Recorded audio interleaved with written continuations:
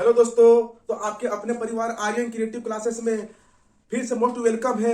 और आज का जो सेशन होने वाला है बड़ी जानदार शानदार होने वाला है, इसलिए आप लोग लाइन से बिल्कुल मत भटकिएगा दोस्तों। साथ में कॉपी पेन लेके बढ़ जाइए, समझ रहे हैं ना। फिर से आप लोग के लिए मैं फिर कुछ जीडी का क्वेश्चन लेके आया हूं और वहां पे आपको मैं दिखाऊंगा जलवा कि कैसे 6 मिनट में इस तरह के क्वेश्चन को बनाया जाता है। ठीक है, जो क्वेश्चन बनेगा वो वर्बली बनेगा, मतलब बिना कॉपी पेन टच किए हुए बनेगा। लेकिन आप लोग यदि हमारे चैनल फर्स्ट बार है तो साथ में कॉपी पेन भी लेके बैठिएगा, समझ रहे हैं ना। और दूसरी बात इस बात का है कि यदि हमारे चैनल में आप लोग नए हैं तो प्लीज लाइक, कमेंट और सब्सक्राइब करना नहीं भूलना है दोस्तों, समझ रहे हैं ना। और साथ में आपको इतने इसको शेयर कर दीजिए कि जिन दोस्तों तक ये वीडियो नहीं पहुंचा उनके पास भी पहुंच जाए और कुछ उनको भी कुछ सीखने को मिले, समझ रहे हैं ना। तो चलिए, आज का जो सेशन होने वाला है बहुत ही जानदार और शानदार होने वाला है। तो अब आइए हम लोग डायरेक्ट क्वेश्चन की ओर बिना टाइम वेस्ट किए हुए बढ़ते हैं। क्वेश्चन क्या कह रहा है। कोई चोर एक पुलिसकर्मी द्वारा 150 मीटर की दूरी पर देखा जाता है। चोर भागना शुरू करता है और पुलिसकर्मी उसका पीछा करता है। चोर और पुलिसकर्मी क्रमशः 11 किलोमीटर प्रति घंटा, 12 किलोमीटर प्रति घंटा की चाल से दौड़ते हैं। 6 मिनट के बाद उनके बीच की दूरी ज्ञात कीजिए। ऐ बोल दिया है। इसका मतलब क्या समझ रहे दोस्त कि दो व्यक्ति है जिसमें से एक जो है पुलिस है और दूसरा जो है चोर है, यही है ना। दोनों क्या एक ही डायरेक्शन पे चल रहा है। इनके बीच की दूरी कितना है, 150 मीटर। और इस प्रकार पुलिस का जो दूरी है, दूरी बोल रहे हैं, पुलिस का जो स्पीड है 11 किलोमीटर प्रति घंटा है, जबकि चोर का स्पीड 12 किलोमीटर प्रति घंटा है। ठीक है, तो ये क्या बोल दिया है, स्पीड दे दिया। जहां पे टाइम समझिए, टाइम कितना दिया हुआ है, 6 मिनट दिया हुआ है। तब इस कंडीशन में बताइए उनके बीच का डिस्टेंस कितना होगा, आई है ना। तो दोस्तों डिस्टेंस बराबर हम लोग क्या जानते हैं, स्पीड इंटू टाइम, हाई है ना। और आप लोग ये मालूम होना चाहिए कि जब कभी भी टू ऑब्जेक्ट्स सेम डायरेक्शन पर अगर मूवेबल होता है तो उसका रिलेटिव स्पीड घटता है। और जब टू मूवेबल ऑब्जेक्ट्स जब अपोजिट डायरेक्शन पर मूव करता हो उस समय रिलेटिव स्पीड उसका जुड़ता है। तो इसलिए यहाँ पर जो देख रहे हैं पुलिस और थेफ्ट क्या है, जो चोर जो है वो क्या है, एक ही डायरेक्शन पर इन्होंने मूव कर रहे हैं, इसलिए इनके बीच का स्पीड क्या होगा, घटेगा, समझ रहे हैं ना। तो स्पीड क्या, इसको 12 - 11 कर दे, हाँ या ना। और दूसरी बात क्या है, किलोमीटर में दिया हुआ है, क्या इसमें और टाइम जो है मिनट में दिया हुआ है। और हमको आंसर जो पूछ रखा है वो किस में पूछ रखा है, मीटर में पूछ रखा है। इसका मतलब ये है कि किलोमीटर को आप मीटर पर सेकंड में पहले चेंज कर लीजिए, और जब मीटर पर सेकंड में चेंज करते हैं तो आप लोग को ये मालूम होना चाहिए कि 5/18 से मल्टीप्लाई करते हैं। ध्यान रहे, अभी मैं सिर्फ एसएससी जीडी का जिक्र कर रहा हूं, इसलिए मैं डायरेक्ट आपको सॉल्यूशन करके दिखा रहा हूं। यदि जब हम चैप्टर वाइज जब आप लोग को पढ़ाएंगे उस समय सारी चीज हम बताएंगे कि 5/8 कैसा है, 5/8 कहां से आया, किस कंडीशन पे आता है, रिलेटिव स्पीड कैसे जुड़ता है, कैसे घटता है, मैं हर एक चीज A to Z बताऊंगा दोस्त, ठीक है। चलिए, और दूसरा क्या है, टाइम जो किसमें दे रखा है, मिनट में दे रखा है, इसलिए इसको सेकंड में चेंज करने के लिए 60 से मल्टीप्लाई करेंगे, हाँ या ना। यहाँ पे 12 में अगर 11 जाएंगे तो एक बचेगा, 5/18, 6 इंटू 60। अब यहां से कट जाएगा, 6 × 18, 3 दूनी 6। और ध्यान रहे डिस्टेंस कितना दिया हुआ है, 150 मीटर, हाँ या ना। तो कितना आ जाएगा, 150 और यहां पे 5 दूनी 10, 100 मीटर। इसका मतलब जब इसको इधर ले आएंगे तो फाइनली जो हमको जो डिस्टेंस मिलेगा वो कितना मिलेगा, 50 मीटर, हाँ या ना। तो ये आपका सॉल्यूशन था कि कैसे क्वेश्चन को सोल्व करते हैं। ठीक है, अब बोलिएगा क्या कि सर 60 क्यों लिए और यहाँ पे 5/18 से मल्टीप्लाई क्यों किए? क्योंकि हमको जो क्वेश्चन पूछ रखा है वो मीटर में पूछा है। इसका मतलब ये है कि स्पीड जो है आपको पहले मीटर पर सेकंड में करना है, समझ रहे ना, और टाइम जो है आपका जो है वो सेकंड में दे रखेगा। जब इस दोनों को जब यूनिट में चेंज कर लेते हैं तब फिर क्या होता है, आप मीटर में आंसर दे सकते हैं। तो उम्मीद करते हैं कि क्वेश्चन आप लोग समझ में आया होगा। और अब चलते हैं क्वेश्चन नंबर नेक्स्ट, जो क्या कह रहा है आप लोग बोर्ड पे देखिएगा। ठीक है, क्या बोल रहा है कि 20 आदमी 6 दिन में 520 रुपये अर्जित करता है, 18 आदमी 10 दिन में कितना अर्जित करेंगे? आइए ना, चलिए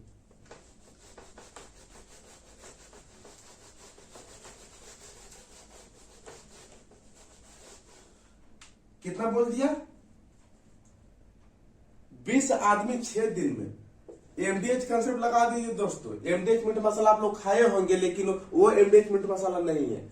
यहाँ पे एमडीएच का मतलब होता है मैन, डे और आवर, समझ रहे हैं ना।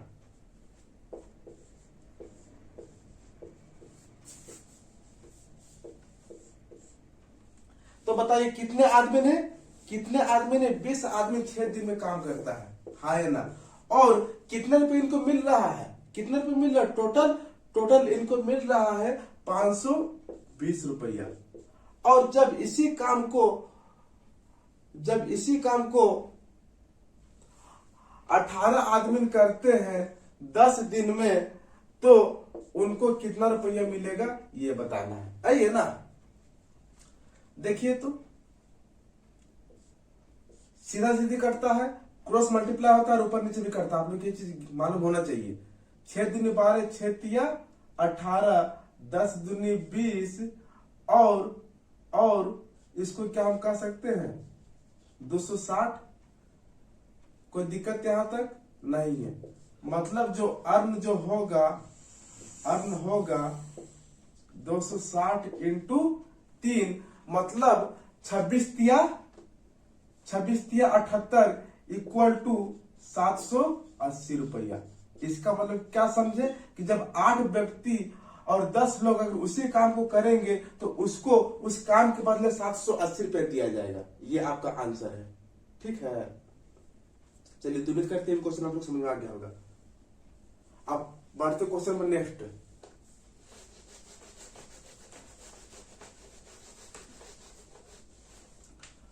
क्वेश्चन नेक्स्ट क्या कर रहा है कि A and B together can complete a work in 26 days. A alone कैन कंप्लीट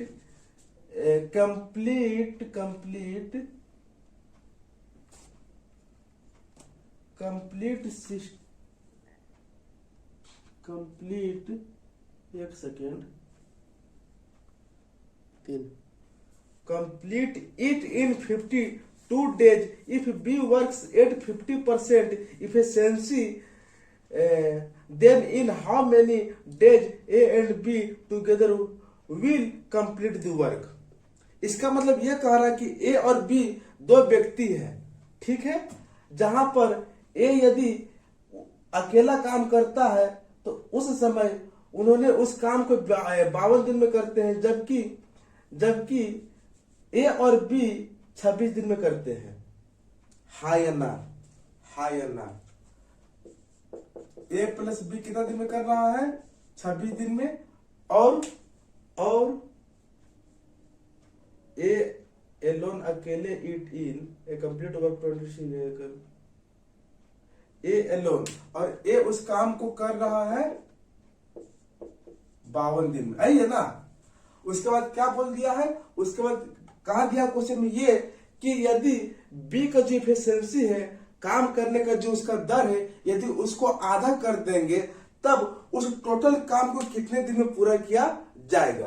तो पहले हम जानते हैं कि टोटल कितने मेरे पास काम है, मतलब 26 दूनी 52, कितना काम है? 52 काम है। और ए और बी जब इस काम को करेंगे तो कितने इफिशिएंसी से करेंगे?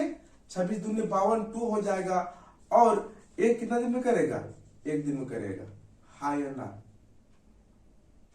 इसका मतलब क्या समझे, इफिशियंसी ए और बी, ए कितना है, एक है, और बी कितना हो जाएगा, बी कितना होगा, यदि ए और बी का 2 है तो ए 1 ले लिया तो बी कितना होगा, उसका भी 1 होगा। बट कंडीशन ये कहा दिया है कि ए का जो इफिशियंसी वो तो उतना रहेगा ही, लेकिन बी में क्या है, इफिशियंसी 50% कम हो जाएगा। इसका मतलब क्या समझ रहे हैं कि 1/2 इफिशियंसी से काम करेगा, तो उस काम को कितने दिन में पूरा किया जाएगा, आइए ना। चलिए, therefore A plus B equal to 52, और इसको क्या हम टोटल इफिशियंसी कह दे, कितना जाएगा, 2 3/2 कह दे, यस सर कह दीजिए। तो 52 इंटू, जब इसको ऊपर ले जाएंगे तो 2 उधर चला जाएगा और 3 नीचे आ जाएगा, मतलब 104/3 डेज इसका आंसर हो जाएगा। ये 1/2 कहां से आया, ध्यान रहे 1/2 क्या बोला कि जो बी का जो इफिशियंसी है, अब पहले 1 की इफिशियंसी से करता था, लेकिन अब उसको 1 से नहीं करना है, उसको क्या कर देना है, 50% कर देना है। क्या कर देना है, ए का इफिशियंसी को 50% कर देना। उसके बाद जब उस काम को करेगा तो कितने दिन में करेगा, समझ रहे ना। तो चलिए, उम्मीद करते हैं कि क्वेश्चन आप लोग को समझ में आया होगा। आइए क्वेश्चन नंबर नेक्स्ट क्या कह रहा है,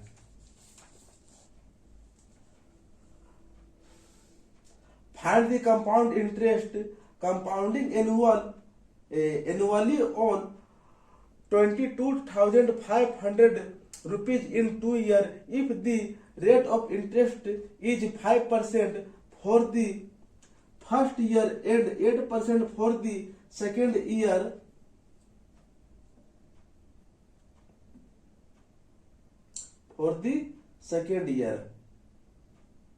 ऐ कह दिया क्वेश्चन, मतलब कि 2 वर्ष में 22,500 का वार्षिक वृद्धि आधार पर गणना करने पर चक्रवृद्धि ब्याज कितना होगा यदि ब्याज दर पहले वर्ष 5% और दूसरे वर्ष 8% है। आइए ना, मतलब कि आपको 2 साल के बाद आपको बताना है कि सीआई कितना होगा, चक्रवृद्धि ब्याज कितना होगा।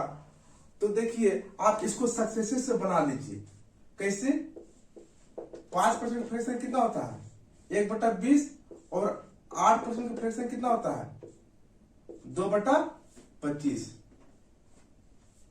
सक्सेसिव क्या कहता है, पहले कितना था, 20 था, एक इंटरेस्ट उसको लग रहा है एक्स्ट्रा, इसका मतलब अब कितना हो गया, अब कितना हो गया, 21 हो गया। पहले इसका 25 था, अब 2 और इंटरेस्ट दे रहा है, इसका मतलब इसके पास कितना हो जाएगा, 27।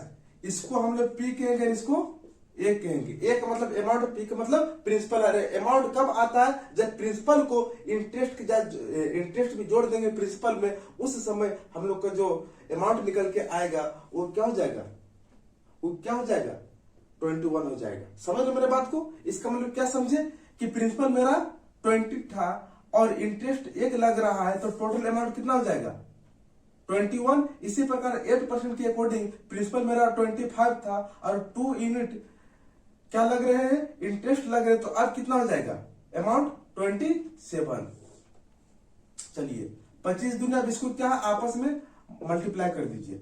25 दूनी 50 दूनी 500, और 27 से कम 27 के साथ हाथ में 2, 27 दूनी आपको 54 और 2 56, मतलब 560।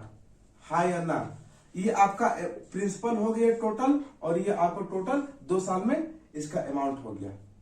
कोई दिक्कत, और इसके बीच का जो डिफरेंट आता है उसको हम लोग सीआई कहते हैं। क्या कहते हैं, सीआई कहते हैं। और हमको यही सीआई बोल रहा है निकालने के लिए, ठीक है।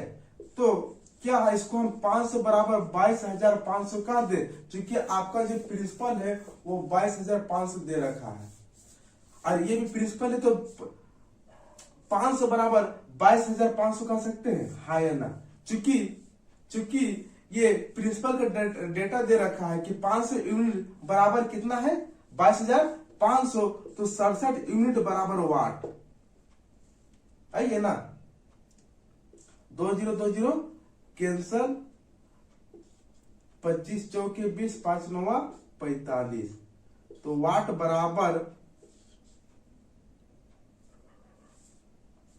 5 दूनी 45 आएगा ना। वाट बराबर 67 इंटू 45। देखिए दोस्तों, जब दो डिजिट का जब आपको गुना करने का जब इस तरह का समय आ जाएगा तो आप क्या करेंगे, पहले स्क्वायर इसको पहले मल्टीप्लाई कीजिए, ठीक है। तो कितना आ जाएगा, 7 पच्चे 35, 7 पच्चे 35 का 5 हाथ में 3। उसके बाद क्रॉस दोनों का कर लीजिए, 6 पंचे 30 और 7 चौके 28, कितना हो जाएगा 58। और जो कैरी बचा हो उसको जोड़ लीजिए, कितना हो जाएगा 61। 61 का 1 अब कितना बच गया, अब 6 बच गया। उसके बाद फिर आपको क्या करना, थर्ड स्टेप में 6 और 4 को ऊपर नीचे मल्टीप्लाई कर दीजिए। तो 6 4 जा 24 और 6 कितना हो जाएगा 30। मतलब जो आपका आंसर निकल के आएगा वो 315 आएगा, ठीक है। इसको मैं बहुत तरह से बताऊंगा, ट्री मेथड से भी बताऊंगा, समझ रहे हैं ना। वो फिर मल्टीपल फैक्टर भी बताऊंगा।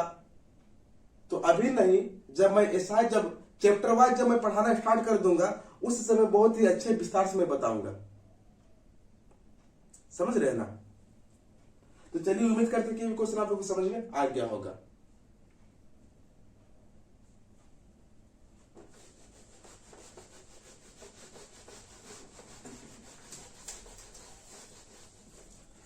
अब क्वेश्चन नंबर नेक्स्ट क्या कह रहा है, क्वेश्चन नंबर नेक्स्ट कह रहा है कि एक बल्लेबाज ने जब अपनी 13वीं पारी में 85 रन बनाए तो उसके औसत में 5 रन बढ़ गए।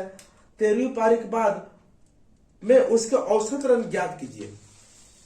इसका मतलब टोटल इन्होंने 13 पारी खेल रखा है और 13वीं पारी में इन्होंने कितना रन बनाए, 85 रन बनाए। इसका मतलब 12वीं पारी तक कुछ ना कुछ इन्होंने रन बनाया होगा। हमने मान लिया 1 रन बनाया होगा, हाँ या ना।